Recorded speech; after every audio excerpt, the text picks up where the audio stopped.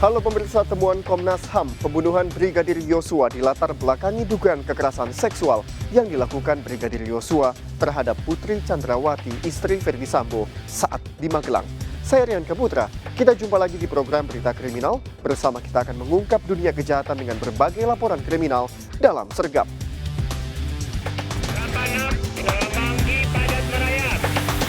Gelombang 19 jajaran Puring hingga saat ini aman terkendali.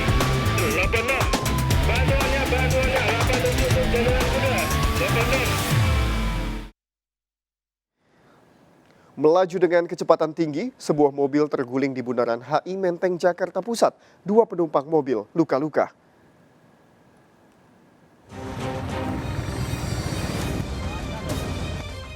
Minibus ini rusak parah usai terguling di kawasan Bundaran HI, Jakarta Pusat, Kamis dini hari. 2 penumpang minibus terluka dilarikan ke rumah sakit terdekat untuk perawatan. Sebelumnya minibus melaju kencang dari arah Monas menuju Sudirman. Naas, sang pengemudi hilang kendali hingga minibus menabrak pembatas kolam. Di arah Monas ke HI, nabrak tanggul yang di tengah jalur tengah. Itu mobil isinya ada berapa orang bang penumpang bang? Ini kurang tahu berapa orang, kurang tahu. Tahu itu udah dari air atau banget itu. Itu mereka ngabut apa gimana bang? Airnya dia. Kasus ini ditangani Subdit Gakum Ditlantas Polda Metro Jaya. Dari Jakarta, Sofyan Firdaus, iNews melaporkan. Terlibat cekcok, seorang istri terluka bakar akibat dianiaya suaminya di Depok, Jawa Barat. Tragis, kobaran api ikut menyambar anaknya yang berusia 10 tahun.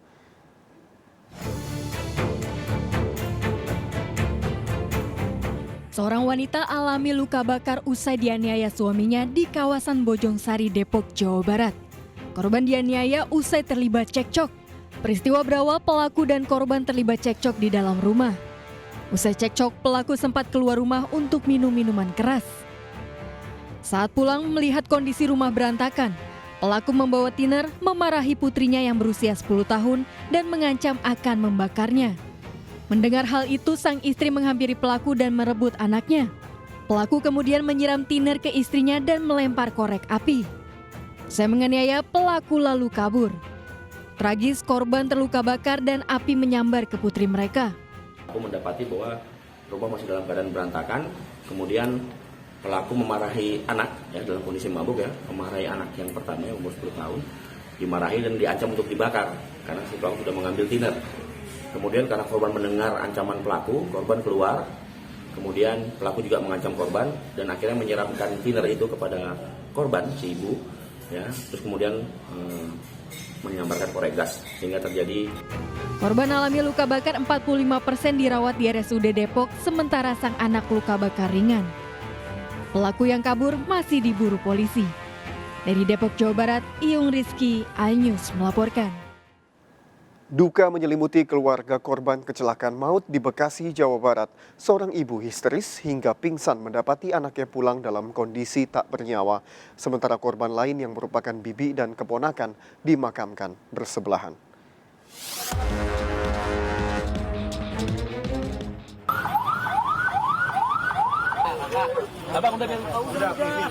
Wanita ini menangis histeris hingga pingsan saat jenazah Ilham Agustin, anaknya, dibawa ke rumah duka di Kampung Rawa Pasung, Kota Baru, Bekasi, Jawa Barat, Rabu sore.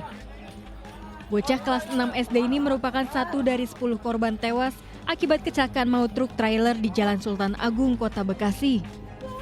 Saat kejadian, korban sedang jajan di depan sekolah saat jam istirahat. Usai disemayamkan, jenazah korban dimakamkan di TPU Kalibiru, Medan Satria.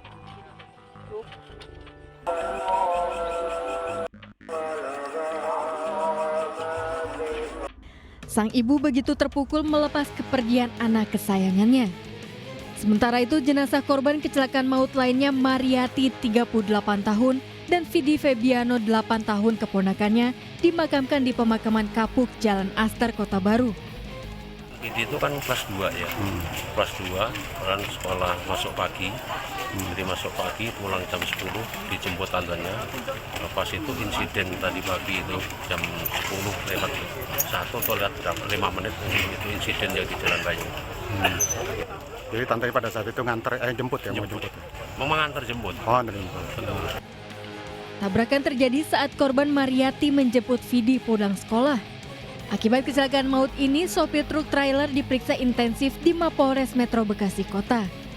Dari Bekasi, Jawa Barat, Rahmat Hidayat, iNews melaporkan.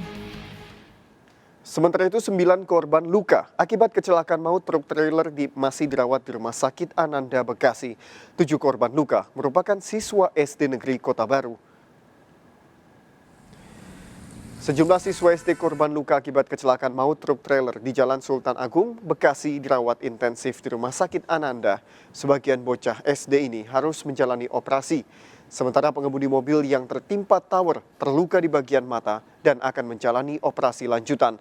Kecelakaan maut truk trailer menghantam tower BTS di depan sekolah SD Negeri Kota Baru, menewaskan 10 orang, 7 diantaranya siswa SD.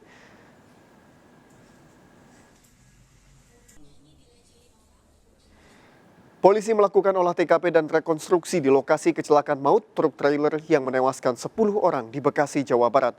Olah TKP menggunakan alat 3 dimensi laser scanner. Pemirsa, pasca terjadinya kecelakaan truk kontainer yang terjadi di Jalan Sultan Agung, Kota Bekasi, kini Polres Metro Kota Bekasi melakukan olah TKP tepatnya pada pukul 8 waktu Indonesia Barat. Saat olah TKP dan rekonstruksi kecelakaan maut truk trailer, petugas menggunakan alat 3 dimensi laser scanner untuk membantu penyelidikan kasus ini. Nantinya, hasil olah TKP dan rekonstruksi akan berbentuk animasi video dari rekonstruksi kecelakaan sebelum, saat kejadian, dan setelah kecelakaan terjadi.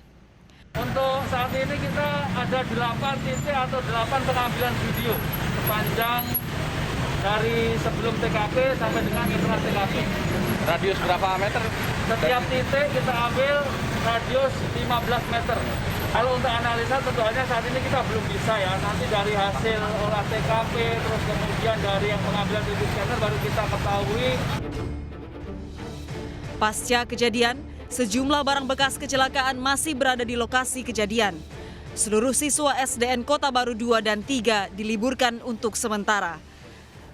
Truk trailer pengangkut besi menabrak tiang tower BTS dan sejumlah siswa SD dan warga di Jalan Sultan Agung, Kota Bekasi. 10 orang tewas, 23 luka-luka. Dari Bekasi, Jawa Barat, Rahmat Hidayat, iNews melaporkan. Isak tangis keluarga korban kecelakaan maut terjadi saat menerima santunan dari pihak Jasara Harja. Akibat kecelakaan, 10 orang tewas dan 23 orang terluka. Keluarga korban kecelakaan maut truk trailer tak kuasa menahan tangis saat menerima santunan dari Jasara Harja di aula kantor Kelurahan Kalibaru Kamis siang. Santunan diberikan secara simbolis oleh Direktur Operasional Jasara Harja, Dewi Aryani Susana, kepada keluarga ahli waris. Sesuai aturan Kementerian Keuangan, korban meninggal dunia mendapatkan santunan 50 juta rupiah dan uang perawatan 20 juta rupiah bagi korban luka.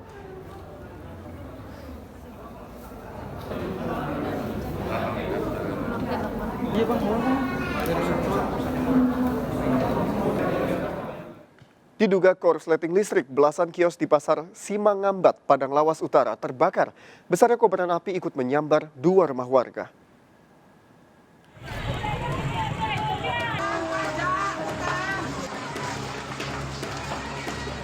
Asap hitam membumbung tinggi dari kawasan Pasar Simangambat, Desa Langkimat, Padang Lawas Utara, Sumatera Utara. Material bangunan yang terbuat dari kayu membuat api cepat menghanguskan 17 bangunan kios di lokasi. 2 rumah warga turut terbakar.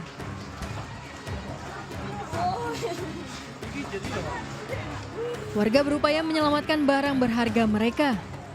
Kebakaran diduga dipicu korsleting listrik. Tidak ada korban jiwa dalam peristiwa ini, namun kerugian mencapai ratusan juta rupiah. Warga berharap pemerintah segera memberikan bantuan untuk para korban. Dari Padang Lawas, Sumatera Utara, Abdul Rahman, iNews melaporkan. Kawanan begal sadis beraksi menggunakan senjata tajam di Matraman, Jakarta Timur. 3 korban dianiaya hingga terluka. Pelaku merampas handphone korban.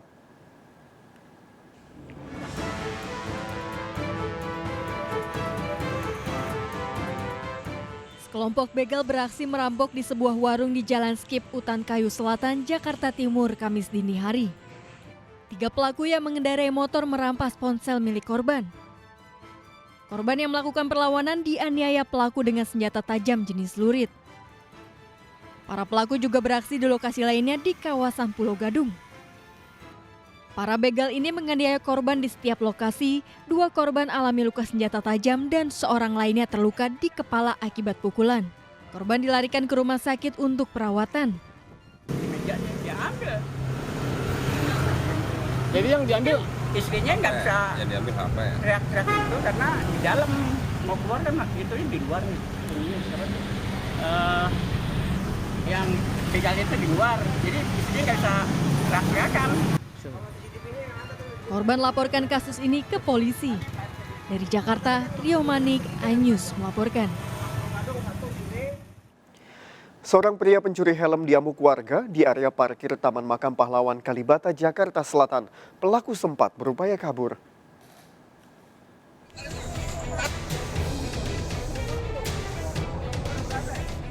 Pria pelaku pencurian ini hanya bisa pasrah ketika digiring warga ke pos keamanan usai mencuri sebuah helm di area parkir seberang Taman Makam Pahlawan Kalibata, Jakarta Selatan. Sempat berupaya kabur usai aksinya kepergok, pelaku dianiaya warga hingga terluka. Palingnya di parkiran motor sana tuh di sebelah Bakso Kidul, Pak. Lari ke tengah jalan, langsung masuk kemari, terus di pinggir. Langsung ditangkap sama masa di sini, Pak. Itu pelakunya berjumlah berapa orang, Pak? 1 orang, Pak. Dia menggunakan apa, Pak? Ya, katanya sih motor juga, ada motornya di sana, Pak. Pelaku dibawa ke Polsek Pancoran, Jakarta Selatan. Dari Jakarta Selatan, Dan Helmi Sajangbati melaporkan. Seorang pedagang bensin eceran di Tambora, Jakarta Barat dijamret dan diancam dengan senjata tajam. Aksi para pelaku terekam CCTV.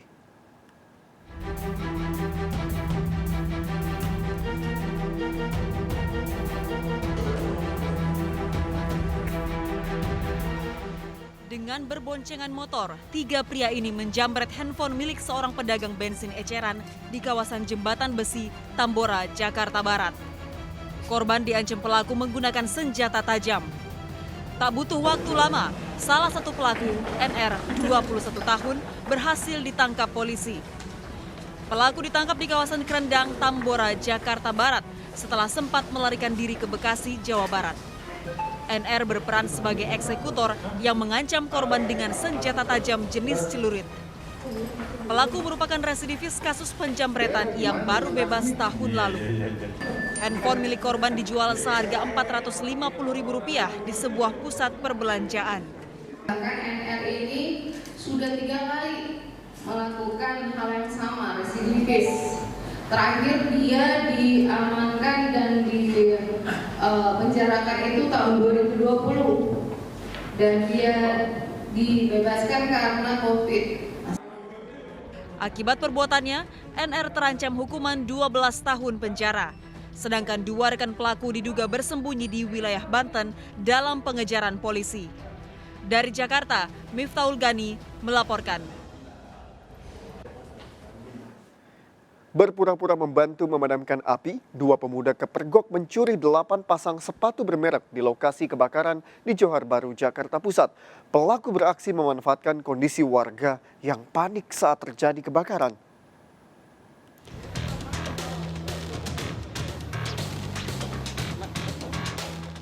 Dua pemuda nyaris dihakimi warga usai kedapatan mencuri sepatu di lokasi kebakaran di Jalan Kramat Jaya Baru, Johar Baru, Jakarta Pusat.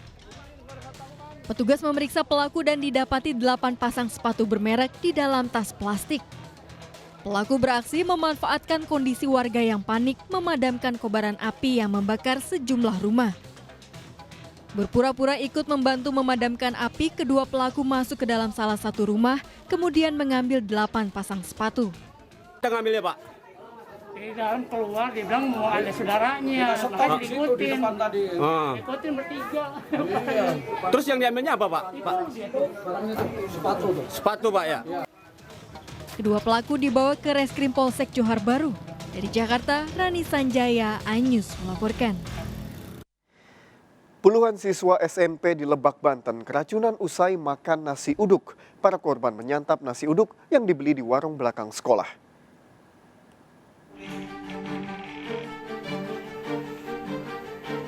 Puluhan siswa SMP Negeri 3 Kalanganyar, Lebak, Banten dirawat di sejumlah puskesmas usai keracunan makanan. 21 siswa mual dan muntah usai mengkonsumsi nasi uduk, gorengan, dan es yang dijual di sebuah warung belakang sekolah. Para korban menjalani rawat jalan untuk memulihkan kondisi kesehatan. Nah, awalnya satu anak merasa mual, muntah, lagi KBM gitu ya, di jam kedua lah. Gitu. Dikira sakitnya sakit biasa. Anak itu disuruh pulang. Yang satu anak itu pulang. Selanjutnya dari kelas-kelas lain juga ada anak-anak yang kondisinya seperti itu. Polisi menyita sampel makanan yang diduga menjadi sumber keracunan. Untuk mencegah kasus serupa, sekolah meminta orang tua menyediakan sarapan sehat untuk para siswa. Dari Lebak, Banten, Iskandar Nasution melaporkan. Cemburu buta melihat istrinya dibonceng, seorang pria mengamuk menganiaya pedagang di Pasar Babelan, Bekasi hingga tewas. Ikuti informasi lengkapnya sesaat lagi, tetap di Sergap.